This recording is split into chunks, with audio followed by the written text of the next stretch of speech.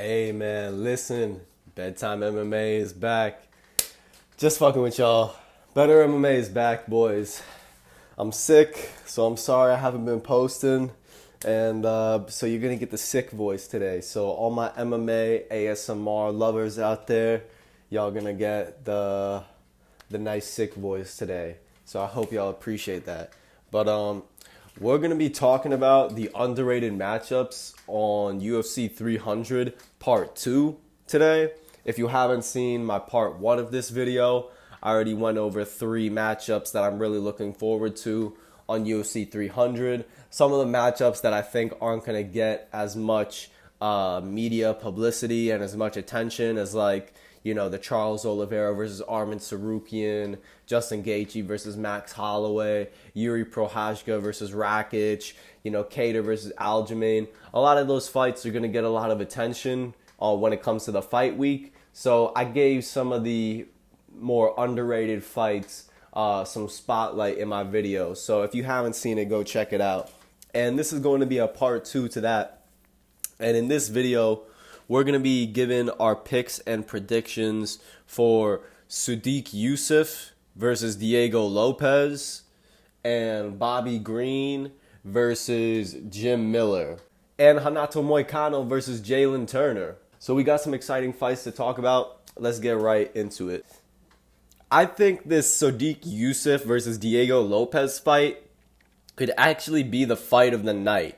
Just because I think it's such a great stylistic matchup between Sodiq Yusuff, whose MMA style is essentially, for the first round, walk you down with strong punching combinations, and then when it gets to about midway through the second round, he's going to get a little bit tired and start working off those same combinations on his back foot. So Sodiq Yusuff is a very simple fighter, but he is a very strong, dangerous striker. So he's always a dangerous matchup for anybody. Always has a great possibility of knocking his opponent out. So I think he's a great matchup for Diego Lopez because Diego Lopez is 100% a finisher, finishing type of fighter. But we've never seen Diego Lopez put against a real power puncher like Sodiq before. So I think it's going to be a great test to see Diego Lopez go up against one of the higher level strikers at featherweight. Movsar Evloev, he is a very decent striker, and he got to show his striking repertoire against Diego Lopez in the start of that third round in their fight. If you go back and rewatch it, he really starts to put the hands on Diego Lopez and style on him in the first 90 seconds of their third round of their fight. But Movsar Evloev is primarily a grappling-based fighter. So we have not, and as is Gavin Tucker and Pat Sabatini. So we have not seen Diego Lopez go up against one of the more dangerous strikers at featherweight. So I think this is the perfect sort of test for the UFC to be giving to him. And this is the type of fight that the UFC gives fighters that they really believe in. If Diego Lopez wins this fight, he's going to be looking at a top 5 matchup no matter what. And I think it's fair to say the same thing for Sodiq Yusuff. Simply because there's so much hype behind Lopez. At the moment, Sodiq Yusuff is number 13 in the rankings, and it's crazy to think that Diego Lopez isn't even ranked in the top 15. Diego Lopez is on a 2-fight finishing streak and went to a 3-round decision against Movsar Evloev, where he put Movsar in 3 very tough submissions. So the fact that he's not ranked is really saying something. Few things I want to get into about this Diego Lopez-Sodiq Yusuff matchup. If you watch Sodiq Yusuff's fight against Andre Fili, it will make you pick Diego Lopez in this fight every single time. And what I mean by that is Sodiq Yusuff, when he fought Andre Fili, was essentially being taken down at will by Andre Fili. Now, Andre Fili goes to a very good wrestling-based camp, Team Alpha Male. These guys will teach you good wrestling, teach you how to do a great guillotine, and teach you a great overhand right. That's what Team Alpha Male is known for. So Sodiq Yusuff was taken down by Andre Fili 3 times in the first round in their fight. If you notice in Sadiq Yusuf's fight with Andre Fili, and this is what I predict how the fight with Diego Lopez would go, and this is the best way for Diego Lopez to win this fight. Sadiq Yusuf is going to look to walk down Diego Lopez as soon as this fight begins, and he's going to look to establish his jab and his 1-2. Now, this is very good for Diego Lopez because, as was seen in the fight with Andre Fili, when Sadiq Yusuf throws out that strong jab, it's a perfect opportunity to time a double leg takedown and secure the takedown. Now, every single time when Sadiq Yusuf was getting back up to his feet against Andre Fili, he would be very quick to get back up, but every single time he would be giving up his back to Andre Fili. Now, against Andre Fili, you can get away with that because Andre Fili is not necessarily the jiu-jitsu ace of the featherweight division. Diego Lopez is literally a jiu-jitsu coach for the Grasso team down in Mexico. So he is Alexa Grasso's jiu-jitsu coach, and he's the jiu-jitsu coach of a lot of the, if not all of those fighters down at that gym in Mexico. So he is that guy when it comes to grappling and jiu-jitsu, when it comes to these fighters based out of Mexico. So if Sadiq Yusuf is giving Diego Lopez his back and giving him an opportunity to take his back 3 times potentially in one round, that's going to get finished one of those times, guaranteed. So after seeing that, I have to go Diego Lopez in this matchup because it is an MMA fight. You have to roll the dice, and there's more of a chance that the fight will be taken to the ground at some point.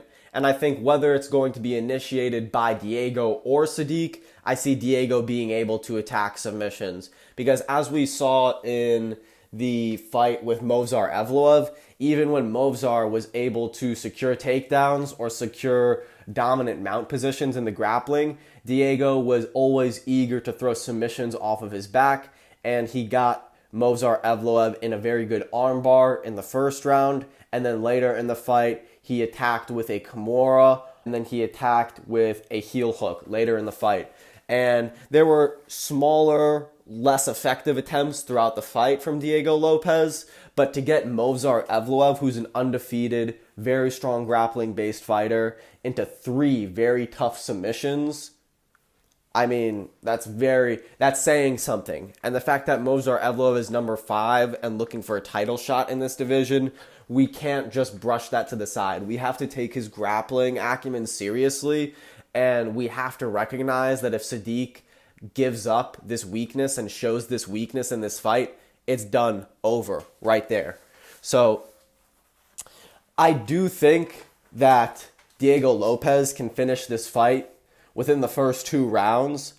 But what I did see in the 3rd round of his fight with Movsar Evloev was that Diego Lopez has no jab, and he has very few straight punches that he feels comfortable throwing to maintain his range.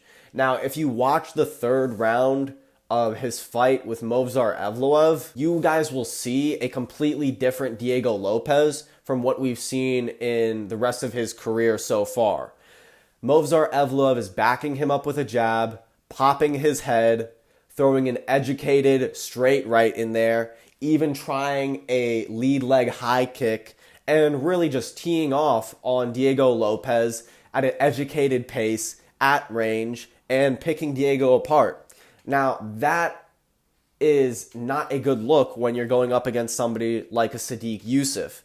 And if Diego Lopez wasn't so good in the grappling, I would be a lot more scared for Diego in this fight. Joe Rogan very much overhypes Diego Lopez striking in his fight with Movsar Evloev. He is quoted saying Diego Lopez's boxing, it looks crisp, and it is not crisp whatsoever. Diego Lopez has grappler's boxing. And what I mean by that is it is not technically sound. He does not defend himself when he throws punches, but he's a grappler, so he's got very, very strong grip strength, and he's very tensed up when he throws. So he's typically throwing from about his chest and his waist area, and he's throwing these big hooks on his opponents, and they hit very hard, but at the same time, he leaves himself wide open for counter shots.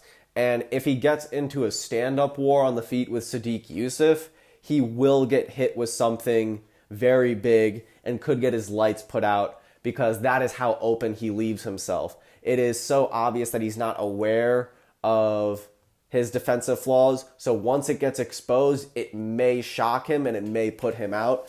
But I don't see the fight going this way. I see Diego Lopez throwing some big counter hooks in the first round, as he did against Movsar Evloev, as he's done against Sabatini, as he's done against Gavin Tucker. As Sadiq is trying to walk him down and throws a jab, I see Diego Lopez ducking under the jab, getting a takedown, getting his back, wrapping it up. I think Diego Lopez is going to show everybody that he's not a top 15 fighter in the UFC featherweight division.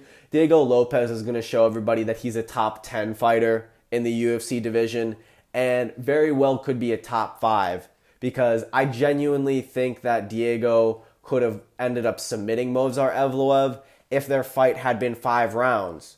If you see the success that Diego would have just accepting a grappling match and attempting submissions off of his back, he would always win these exchanges against Evloev.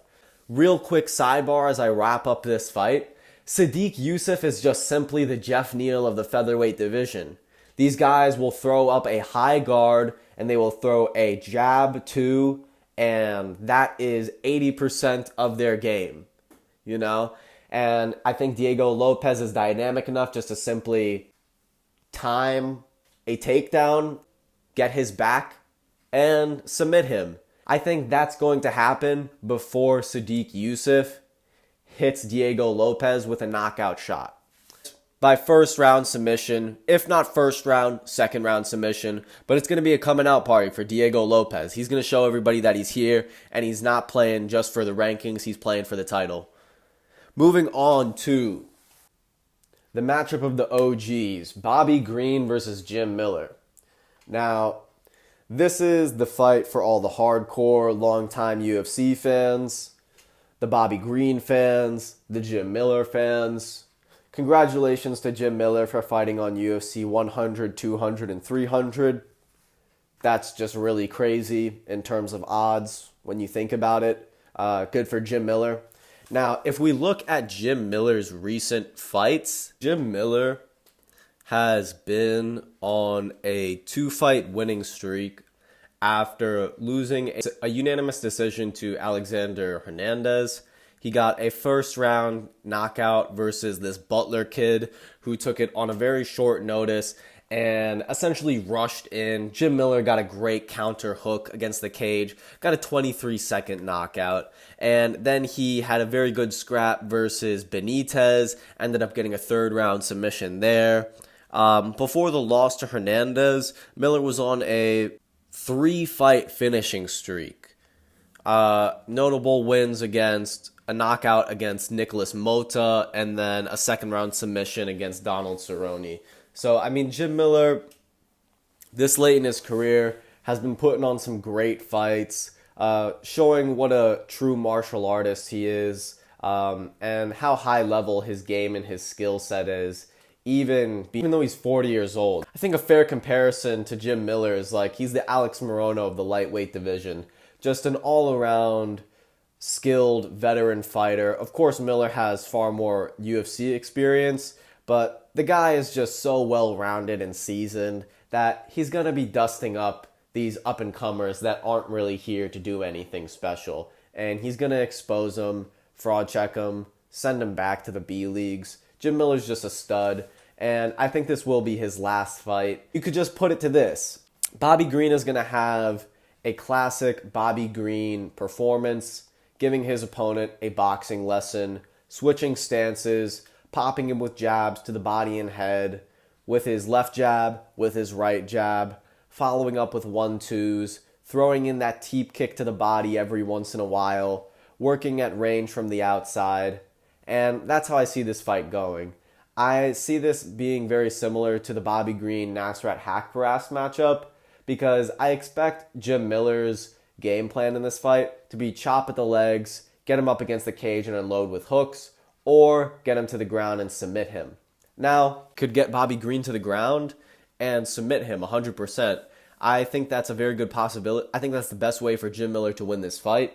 But I think Bobby Green's takedown defense is going to be too good. He's too well seasoned to just get snatched up against a veteran like Jim Miller with a quick submission. I don't think Jim Miller is going to be able to close the distance and take punches the same way somebody like Drew Dober is, to take one to give one. So I see Bobby Green getting a unanimous decision here, working around the outside, popping Jim Miller with jabs and straights to the body and the head, essentially putting on a classic Bobby Green performance. Just Bobby Green is very good at setting his range when he's up against a slower striker on the feet. When he's up against a slower striker and not really afraid of their power, that plays into Bobby Green's game. He gets more and more confident as the fight goes on. And every round starts on the feet. So I see Bobby Green being able to take at least 2 to 3 rounds and winning a decision here. Now, next up, the most recently added fight to this card, Renato Moicano versus Jalen Turner. I am a Money Moicano fan. I'm a big fan of Renato Moicano. How can you not? He's just a Brazilian guy who wants to make money for his family. You know, he's an honest working immigrant. Yeah, so many people can relate to their stories. You know, if you have family that are immigrants that have come to America and they just want to be successful, it's really hard not to love the guy. But Jalen Turner is a stud. He's shown up on short notice to take matchups in the past. He's a fighter's fighter. He's gone up in weight, come back down to lightweight now, and I think this is the division for him. As we saw against Vicente Luque, he just can't deal with the heavier hitters at welterweight. Jalen Turner, his frame speaks for itself, 77-inch reach, 6'2". Renato Moicano is 34 years old, 5'9", 72-inch reach. Now, is Jalen Turner going to be able to hit Renato with some crazy shots on the feet? I think so. I think this is a very, very dangerous fight for Renato Moicano on the feet. Jalen Turner is far too dangerous when it comes to the knockout power. It would not be smart for Renato to strike in this fight. And Renato Moicano has made this his MO for the past few years now. He's Money Moicano. He's here for the wins. He's here for the big checks. If you saw his fight against Drew Dober, he wasn't messing around on the feet with Drew Dober. He was like, nah, we're not doing this striking stuff today. I'm going to get the win for my family. Took his ass down, laid on top of him, and got the W. I expect him to try and grapple the hell out of Jalen Turner in this fight. I'd say this fight is really just determined by what sort of Jalen Turner shows up on fight night. When you see Jalen Turner up against Jamie Malarkey, Brad Riddell, these aggressive, striking-based fighters, he's really able to show how dynamic his game is, show how dangerous he is, and he's able to get these really spectacular finishes that makes him look like a world beater. If you watch him against Dan Hooker, he showed up 3 pounds overweight, so he was not in the best shape to make weight for that fight. He ends up getting hurt at the late end of the second round. If he had more time, Dan Hooker would have finished Jalen Turner in that second round.